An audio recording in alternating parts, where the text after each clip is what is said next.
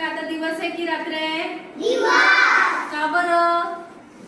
का बरं दिवस आहे माहिती आहे का? सूर्य निघालाय की नाही? सूर्य निघाला की काय होतो?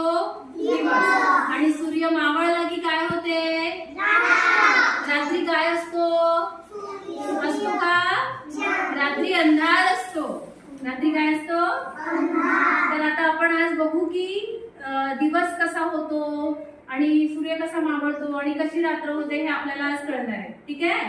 हे बघा, तुम्हाला एक चार्ट दाखवत आहे मी. हा चार्ट दिसतोय सगळ्यांना? या चार्ट मध्ये ही जी आहे ही आहे आपली पृथ्वी. काय आहे?